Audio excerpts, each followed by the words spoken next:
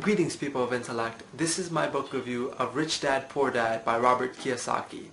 Now, this is one of those traditional financial education books. This is where most entrepreneurs and those that become wealthy, this is kind of where they start. This isn't one of those like hardcore investment strategy books. It is an introductory level book that takes the audience from just the everyday world and opens the door of the possibility of more, of how to get into the right frame of mind to achieve financial freedom. And it shows that the subtleties of how we say what we say and how we think about certain things play an immense role in what we achieve. For example, Robert Kiyosaki's biological, well-educated father would say stuff like,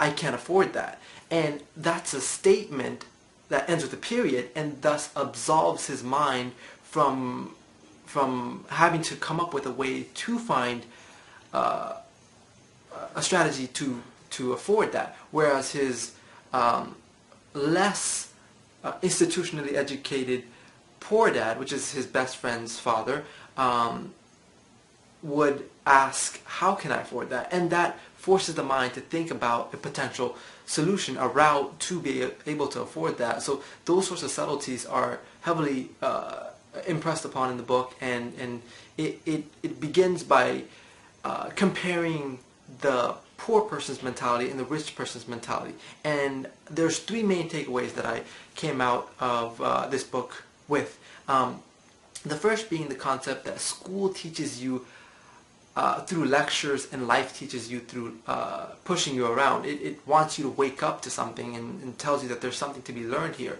And Robert Kiyosaki drives the point that if you stop your education when you stop school,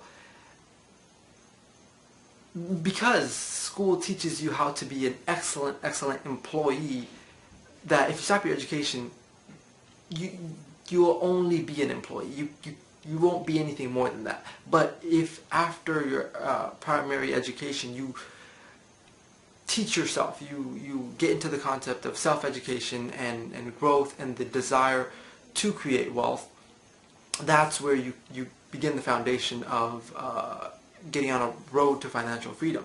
So the first thing is the whole mentality between the rich person and the poor person, and that school is not the end-all for those that become wealthy. It teaches you how to be a part of the corporate structure, how to be a part of the corporate ladder, not how to own or buy corporate ladder.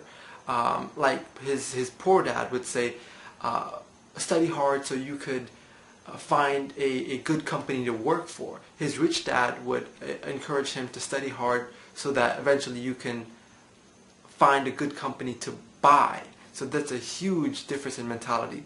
The second point that I took away from the book is the concept of liability versus assets. The way he breaks it down is that the poor buy only liabilities, things that take money out of their pocket, like a car bill and stuff like that, just bills. The middle class, they buy liabilities that they think are assets, like a house, whereas the rich buy assets which puts money into their pocket, like investment, like opening up an investment portfolio. So that's a huge difference between rich and poor. The third thing that I took away is that the rich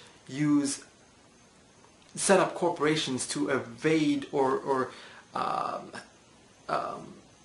get through the loopholes of not having to pay extraordinary amount of taxes, and that is a tremendous savings. The rich pay taxes after all expenses. The poor pay taxes first and then pay their expenses, which makes a tremendous amount of difference.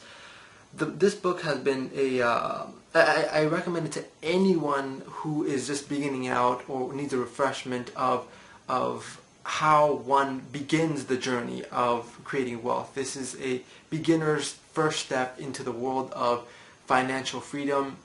From here is where you get into higher, more advanced education, but this is a wonderful place to start.